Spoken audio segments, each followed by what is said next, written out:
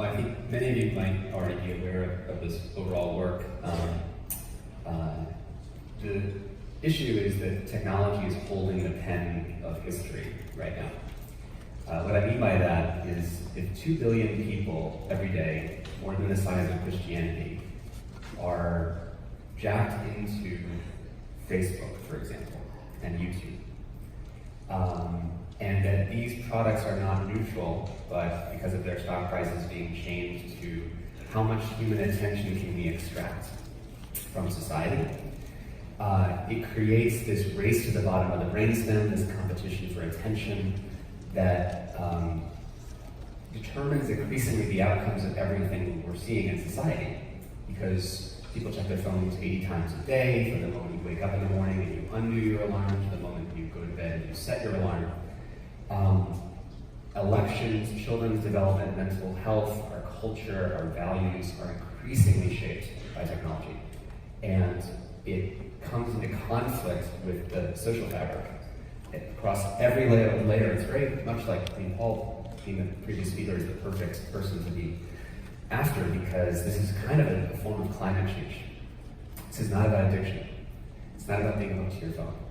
It's a system that is designed to figure out what are deeper and deeper puppet strings in the human social psyche to pull, and you win the lower you go. So that's the problem that we have to solve, and we can talk a lot more about all the things that happened in the last year. Progress has been made too, but. So in your Center for Humane Technology, you created the catalog of harms. Here's the way for children's development, or the harms of the misuse of it that feeds civil wars around the world, or all of these kinds of things. But I also know that you are trying to make a turn, if you will, and this really follows what Paul was saying, of looking for the gift. The Center for Humane Technology, having seen the issues, now is beginning to look toward building a movement to transform this. Can you say anything? Yeah. So I guess I want to share some stuff that I haven't really shared before about what got us to this point. I used to be a technology entrepreneur. My friends in college started some of these products. One of my closest friends started Instagram at the Stanford Persuasive Technology Lab. We actually worked on an app together called Send the Sunshine, which was the idea that you could use persuasive technology for good. And if you had someone who was depressed because they were in a zip code where you had bad weather for 7 days in a row, you would send a text message to their friend and text them, hey, your friend Sean has had bad weather, but you send a photo of the sunshine to them. And so that was actually something I worked on before the iPhone was the founder of Instagram. And I saw how persuasive technology would be able to steer society. There was actually, the last class in this lab was on the future of persuasive technology and the ethics of persuasive technology. And someone said, well, what if in the future you had a profile of every single person? What would uniquely persuade their mind?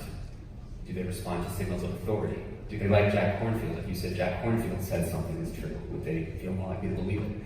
And I realized how dangerous that would be if you had a perfect ability to manipulate every single human mind. And as I said in the introduction, I was a magician as a kid, and I studied all the sort of lenses of persuasion. And so I first tuned into it back then, and then I landed at Google as a technology entrepreneur. They bought our company, and I was kind of depressed at Google because I was in the room with people building Gmail, and I thought if there was ever a room where people would be caring about their impact, or email's impact on society. Email's a very stressful product. It sort of shreds your attention. It's a dopamine. You check your email once, you check it again a minute later. You read some bad climate news, you check it again to run away from yourself. It's a very stressful product, and how many people here feel like they have a problem with email? Right? So it's a thing, right? But no one talks about that. It's not on the agenda, right? And I thought in the product design room that surely there must be some set of people that care about this.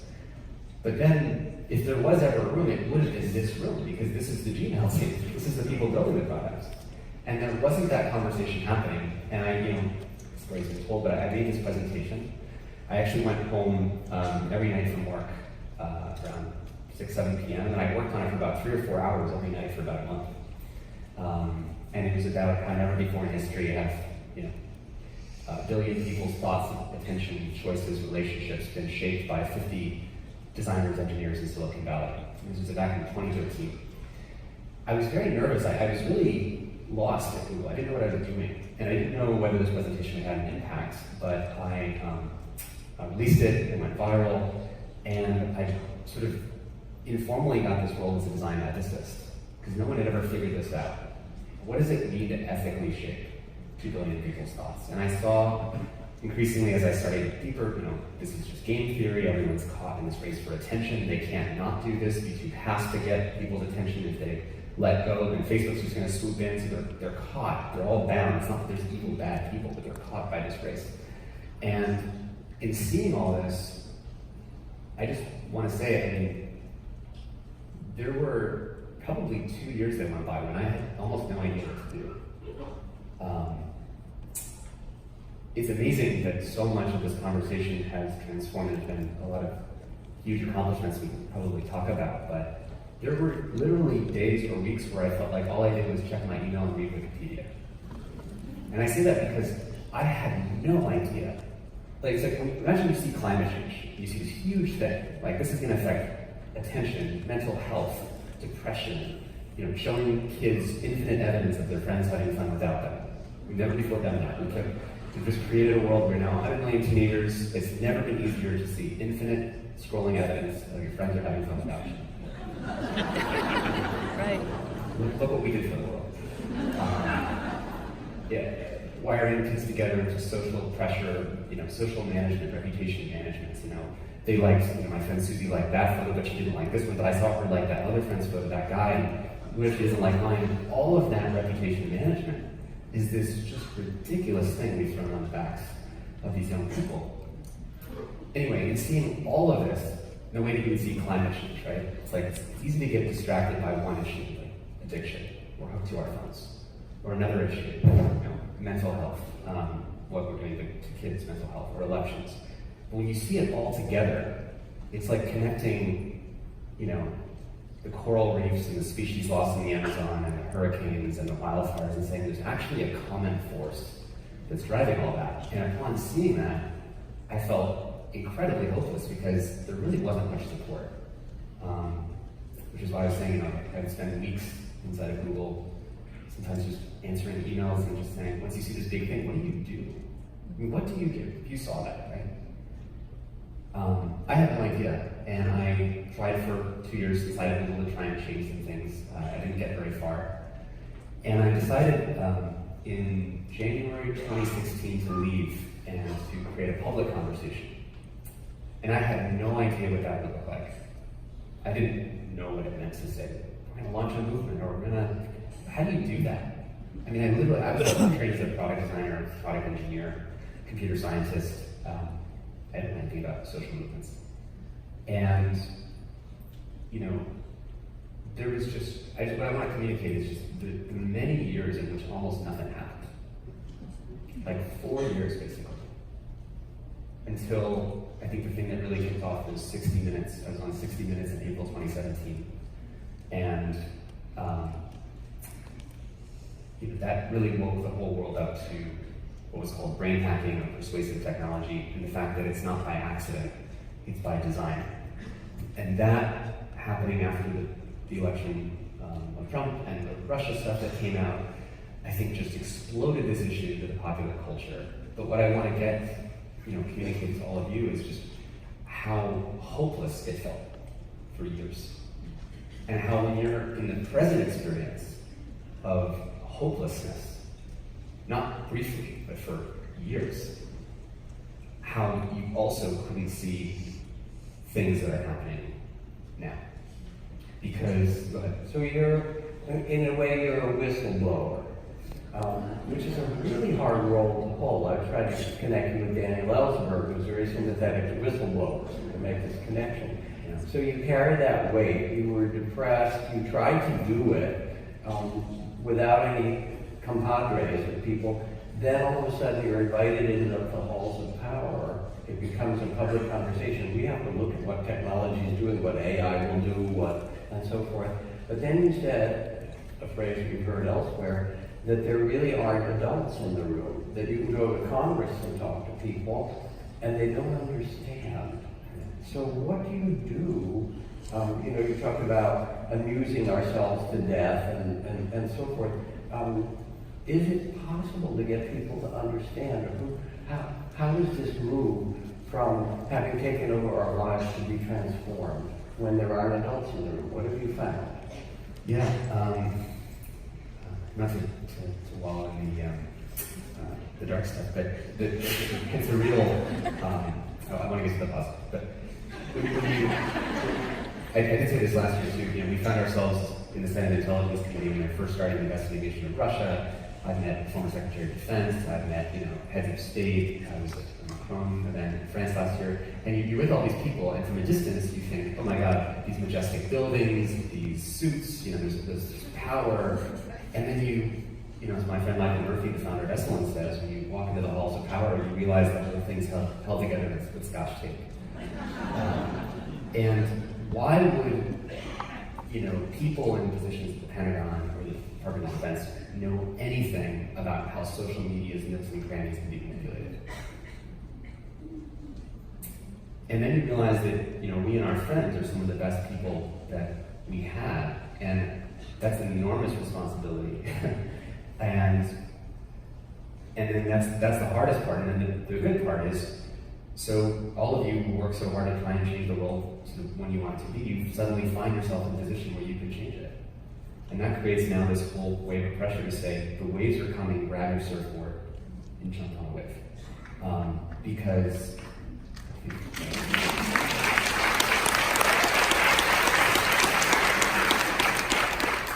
and there is a huge cost to that. As some of you know from whatever activism that you do, when there suddenly is interest in an issue, you've got to jump on it and get it to go. And I want to say, just leading with some of the positive things that have happened in the last year. So here you have this situation, this race to the bottom of the brainstem to, grab human attention. And through either fearful images or whatever it is that will activate the kind of most primitive parts of this to allure you or frighten you in some way, whether it's political or social in any way. Exactly. It starts with the autoplay on YouTube. It's a 5, 4, 3, 2, 1. We'll remove the stopping cues. Stopping cues are how your mind is to wake up and say that you want to do something else, but if I take the stopping cue away, you just keep going. It's like a conversation you can't leave. The person keeps talking. They're not giving you stopping cues. You get out. So, but that's the innocuous part. Then we have to get deeper in the attention economy, so we have to go into tribalism. If you watch what Russia did, there was a whole thing to pride and identity. Tribalism works better in the attention economy, and it's this race to the bottom of the brainstem. Outrage, negative emotions spread faster than positive emotions. False things spread 6 times faster than true things. So, okay, sorry. But this is the race to the bottom of the attention economy. What I wanted to say was, in the last year, it was actually since Wisdom last year, in May of last year, Apple and Google both launched digital well-being initiatives the same month, setting off from a race to the bottom, a race to the top for who can care more about people's well-being. Now, I don't want to claim this as massive success because this is like in the roadmap of what we need to do, 0.01 baby steps in the direction of what we need. But if you ask me, back at Google, back when there was those days of just reading Wikipedia and answering emails and having no idea that this would ever change, that Apple, Google, both launching digital well-being initiatives, including the phrase time well spent in their messaging, implementing features like grayscale when you look at your Android phone or your friend's Android phone late at night and it's suddenly gray, that's going to ship on 1 billion phones by the end of the year. Now, I'm not saying that's like the big success we're looking for, but to go from no change to now a race to the top through public pressure, it's through language and conversation. If you think about what does it mean to have pressure, it's actually a human experience. What does it mean for this to be a movement? Where does the movement exist? Where is it? Is there some blob in reality you can draw an outline and say that's the movement? Or is it just the way that language starts to, and conversation starts to create a shared conversation. So if you're at Google and you go to 3 meetings in one day and someone says, have you heard of technology hijacking our minds, the race for attention, and why we need time well spent? And you have 3 meetings in one day that say that. That's pressure. And that's not a lot to create that announcement. That's just 3 conversations that a human embodied animal has to, in meetings throughout the day, experience. So what's been amazing for me is seeing the way that language and conversation are the movement. And you all are in a position, many of you are between the mindfulness worlds and have these values. And you're also, some of you inside the technology companies here, or work with them or know them. And it's actually a matter of creating that conversation that leads to that change. So Thich Nhat Hanh famously said that the next Buddha will be the Sangha, will be the community. It's not going to be one person. And in some way, I think both for the predicament we're in with the development of AI and with all the internet, all the things, that like climate change, we really have to look at how it's affecting our lives and our consciousness. I worry about you as the whistleblower, one of the carriers of this, and I want you to have support. And then I think about Thich Nhat Hanh's phrase in some way and realize that what's going to make the change is just what you're saying, is having, in some way, realizing that the people who are going to make the change is us. You know, you're able to be a voice for it, but you need support in some way. And I want to ask, how many of you in this room feel that you would like, in your own way, to support a transformation to humane technology? Just to really do that. I want you to feel that, and know that we can repeat. You know, so that's important to say. Tristan, we're just about to finish up, Tristan. He's going to be down at the Q&A stage just after this. And 2 other things to say, to connect it. One is Paul talked so beautifully about how in the problem there is an opportunity or a gift. And you've given years of your life with a kind of passion to show us the problem and now turning toward gift and solution. But I want us to feel that within technology there is some possibilities that we could really change the world. Supporting the work you're doing and ourselves collectively. And one of the little things that projects we're talking about is to do what Paul did for climate change with Drawdown, a kind of crowdsourcing of the best experts around the world to say, what are the 100 things we can all do that will reverse global warming? That we're also talking about doing the Drawdown for technology and getting 50 or 100 people around the world to bring the best vision and say, not one solution, but what are the 50 things that you can do? So if you're interested, you can go to the Q&A stage and listen to Tristan or sign up with him and with Open Source Compassion, which will also be down there, and participate in some way. Mostly, I want you to feel the goodwill in this room and all those hands, my friend. It's hard being young and being whistleblowers. They ain't easy, you know. And you go and talk to President Macron, and he's a nice guy, but he's kind of clueless about what's happening, you know. And we don't have to talk about Washington, D.C. We need you, he needs you, and you need him, and we're in it together. And thank you.